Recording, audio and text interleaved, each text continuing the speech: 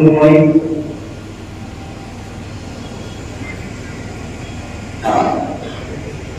नगर परिषदेला विनंती आहे, नगर परिषदेला विनंती आहे की उद्या मागं द्या आणि मागं निमित्त वर्षाच्या रस्त्यावर घेतल्या जातात आणि त्यात लिस्टवर भेटलं जातं. त्या भागात लवकरात लवकर उचला ट्रॅक्टर लावून त्या ठिकाणी जमा कराव्या. त्या आकाशात पडले जातात त्याकडे नगर परिषदेने आधीच लक्ष द्यावे. अजून कोणी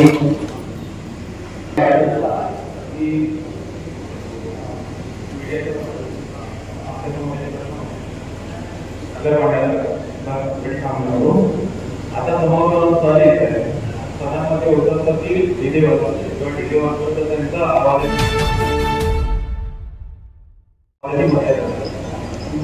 भगवती ते त्यांच्या मध्ये धर्म कोणी म्हणजे त्यांचा खूप दिवसाचा नावाचा वेळोवेळी थँक्यू.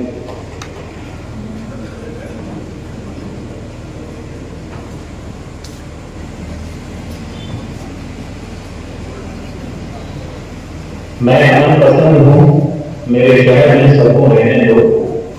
मैं अमन पसंद हूँ, मेरे शहर में सबको रहने दो. लाल हरे रंग में न बांटो हमको, लाल हरे रंग में न बांटो हमको. मेरे सर पे तिरंगा रहने दो, मेरे सर पे तिरंगा रहने दो.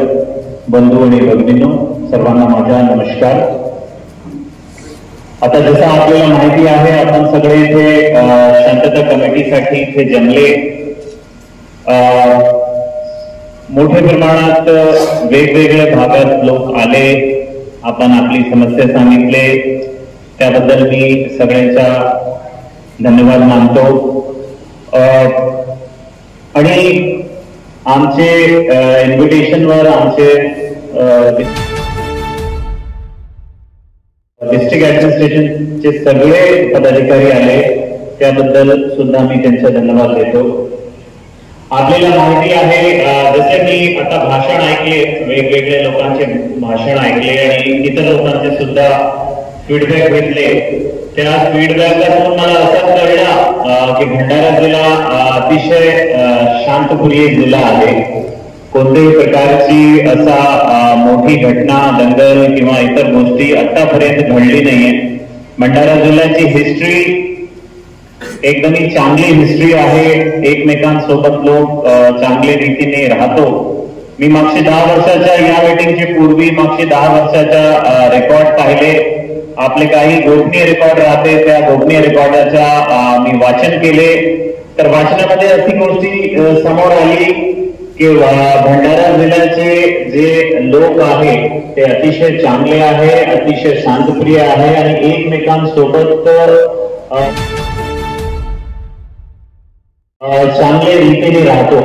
तरी सुद्धा हॅविंग सेड दॅट, हिस्ट्री काही होऊ शकतात, परंतु भविष्यात काही होऊ शकतात. तर त्यामुळे आपल्याला आजची मीटिंग आपण ऑर्गनाईज केलेली आहे. आपल्याला माहिती आहे की कोणत्याही क्षेत्राचे डेव्हलपमेंटसाठी लॉ अँड ऑर्डर महत्वाचा आहे. लॉ अँड ऑर्डर म्हणजे आपले लोकांमध्ये कोणत्याही प्रकारची भांडण किंवा मोठ्या प्रमाणात कायदा व सुव्यवस्थेचा प्रश्न निर्माण होता कामा नये. तर लॉ अँड ऑर्डर आला तर त्या एरियाचा डेव्हलपमेंट होतो. आपल्याला माहिती असेल की आता आपले देशाच्या जे अर्थव्यवस्था आहे, अर्थव्यवस्था टॉप 3 मध्ये आपण चाललो. म्हणजे फर्स्ट लेवलवर आपला अमेरिका आहे, सेकंड लेवलवर आपला चायना आहे, आता तिसरी डायरेक्शन मध्ये आपण आहोत. तर आपण एकदम चांगली रीतीने पुढे जात आहे. आपला डेव्हलपमेंट पुढे चांगली रीतीने जाते. परंतु भारताचे जे वेगवेगळे शत्रू आहेत त्यांना माहिती आहे की ते युद्धाचे मैदानात कधीही जिंकू शकत नाही.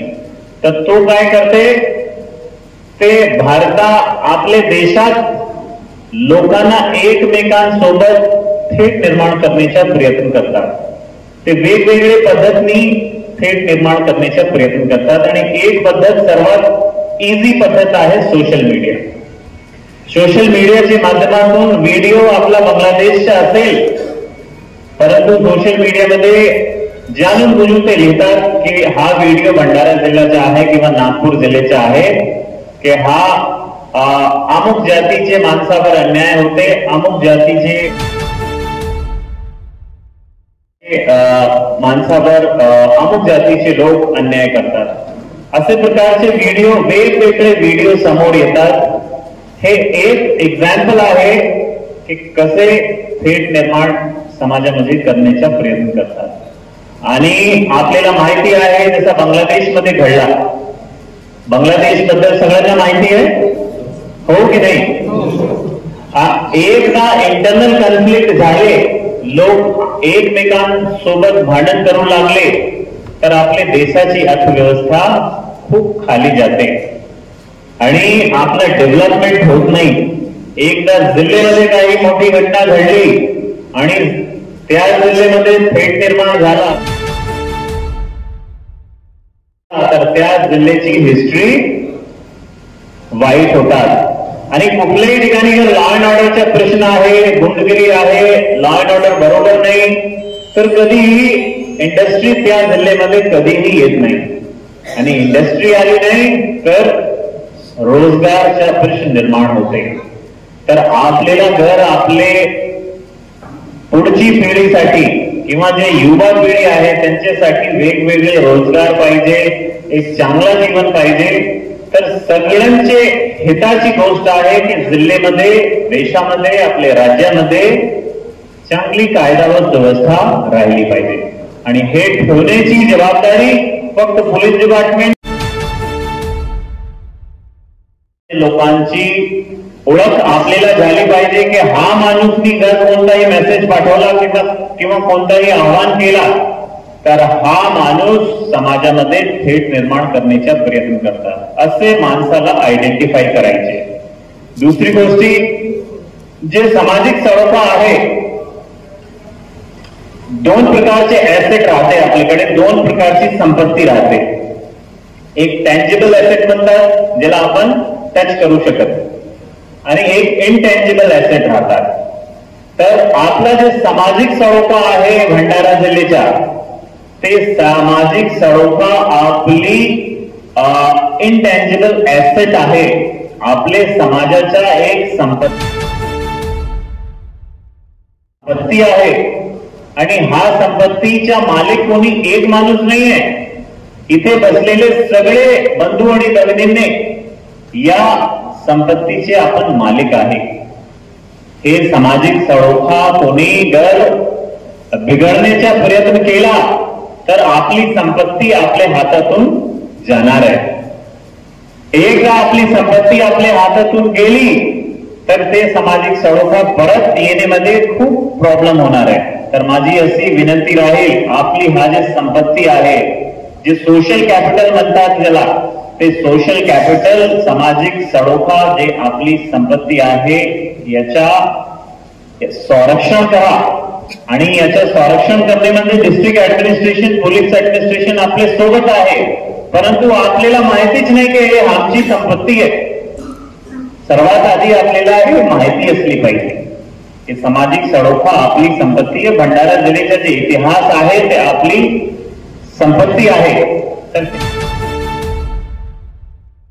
कृपा करून माझी या प्लॅटफॉर्मच्या माध्यमातून आपल्याशी विनंती राहील की आपण या सामाजिक सळोख्यामध्ये एकमेकांसोबत चांगल्या रीतीने राहा. काही असला, काही प्रॉब्लेम झाली तर आपण डायरेक्ट आमच्याशी संपर्क करू शकता. आम्ही सगळ्यांना माझा नंबर दिले, परत एकदा तुम्ही माझा नंबर नोट करा.